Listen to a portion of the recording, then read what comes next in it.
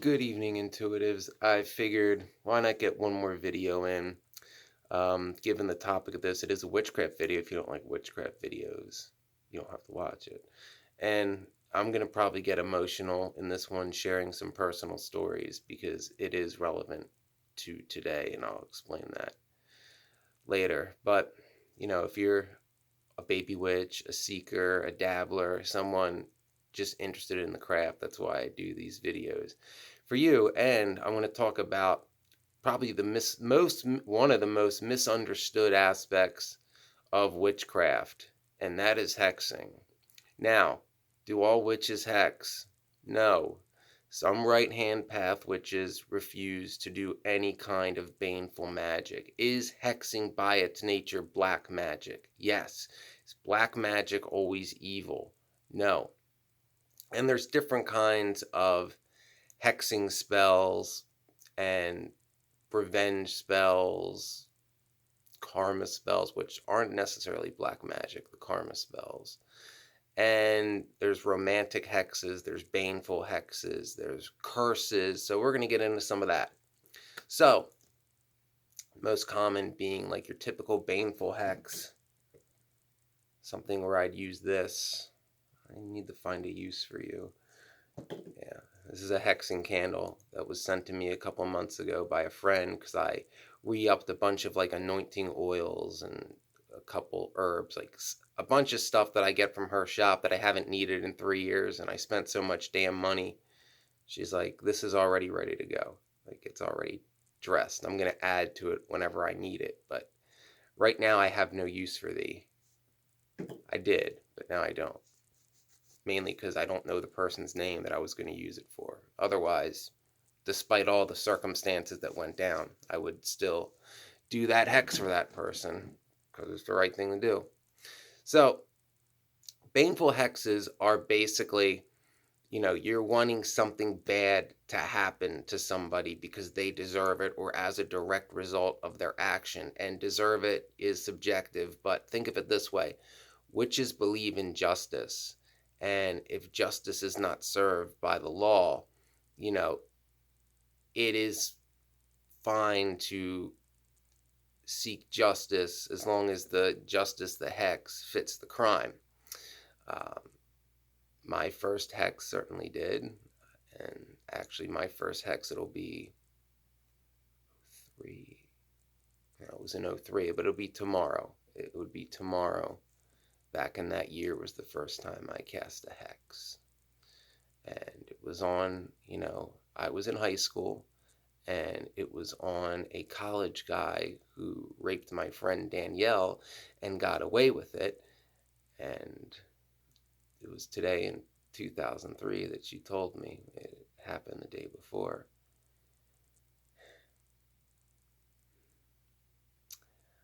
Tomorrow will also be the day that the anniversary day that I fully committed murder, because I found my father's gun and I was going to take him out. And he had to put me down hard to stop me. So that is when I reached out to, one of the few older ladies that were stregas, it's Italian for female witch, that were still around by that point because they were all of my grandparents' generation. And I told her, and she taught me how to do my first hex. In this case, it was a hex to cause guilt and a limp dick. And I actually know that it worked because through acquaintances and stuff, I found out that the dude developed quite the drug problem because of that. And rightfully so. He didn't suffer enough as he's still alive, and Danielle is not, because of the trauma that he did and how her mind could never recover from that, and how society made her feel like she was broken. So, in honor of her, we're going to talk about when hexes are justified. And certainly, to me, a rapist is the biggest scum that exists in ancient pagan culture.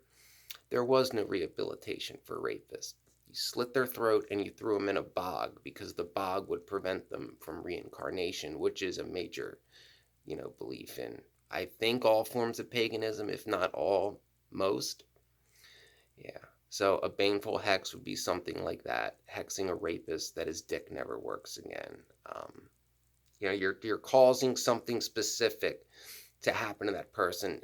A death spell would also be a baneful hex. Now, punishment's got to fit the crime. Those are really tough spells to do. I've never done one. I know people that have. I know one person and I know it worked, but um, they're not the kind of spell you want to fuck up. Like, there's bad things can happen if you try to cast spells and you don't know what you're doing, especially the more powerful the magic is, especially black magic. Like, death spells usually have to be for death, you know, death for death kind of thing. And while, before I get into other types of hexes, hexes are the spell that can most come back to haunt you. However, they're the easiest to cast because, well, at least for me. So, if you're doing like an intention spell for love or job, you have to visualize actually getting that thing.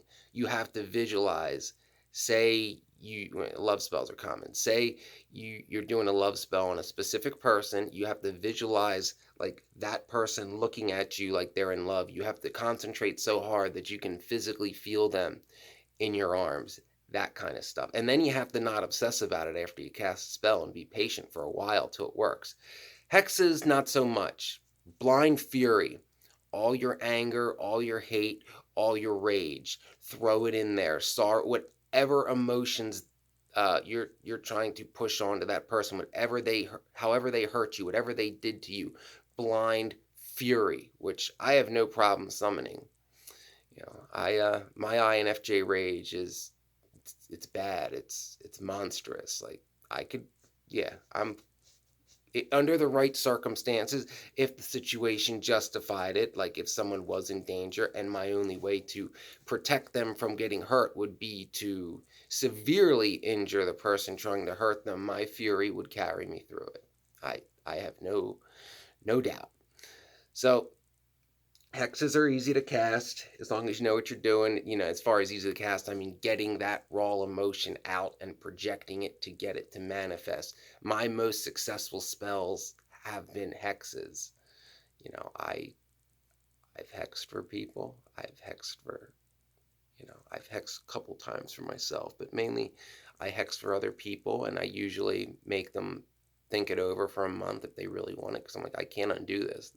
The punishment has to fit the crime. You can't be like, well, this person, cheated on me. It's like, okay, I'll do a karma spell. Like, that doesn't really warrant a baneful hex. Now, there's certain ones I'll do right away. If, like a couple months ago, a friend of a friend approached me through a friend saying, can you hex a rapist? Of course. That's who I've hexed the most, and I will continue to do so.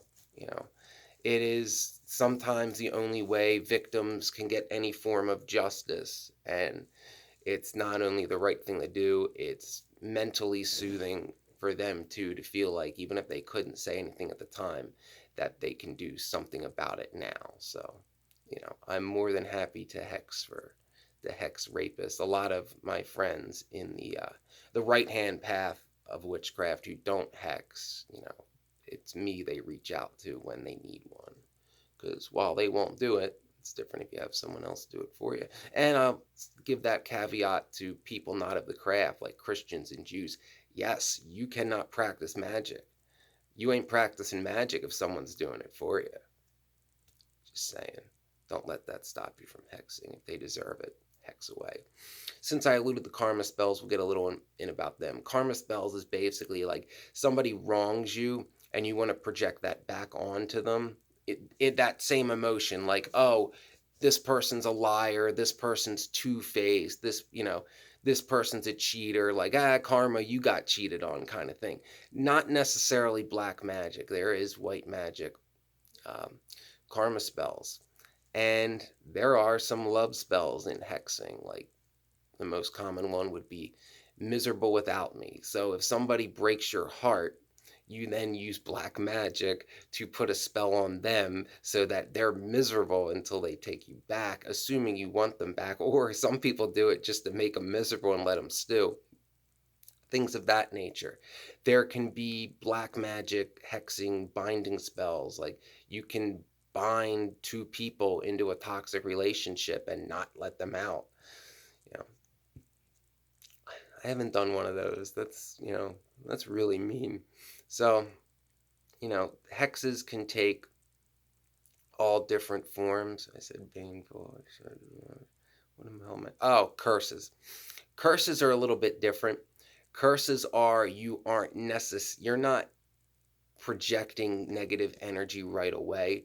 It's conditional, meaning like if you curse someone, um, that say they'll be depressed if they cheat on you. So unless they cheat, that curse doesn't take effect. Curses are traditional. Hexes are you're sending this out right now. And be aware with hexes in any spell, they don't manifest right away. Sometimes you got to give it months. But most people, misunderstand hexing as evil witch is hurting someone for the sake of hurting them, like for the sport of it, because they enjoy it. I don't know any witches that actually enjoy, hurting people just because they can, because they have the power to do it. It's more so to serve justice of some kind. And as I said earlier, sometimes it's the only form of justice that people are able to obtain, especially if they're asking for a hex years after the event took place. Now, hexes aren't meant to be taken lightly. Like I said, if somebody stands you up on a date, you can't hex them. Well, I mean, you can, but it's really not good to. Like I said, karma spell, fine. There's nothing wrong with that. It's like, you stood me up. Now I'm gonna throw a karma spell on you, and you're gonna get stood up.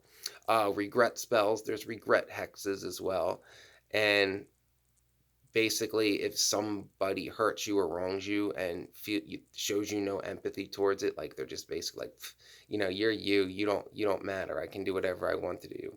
You can do a regret spell.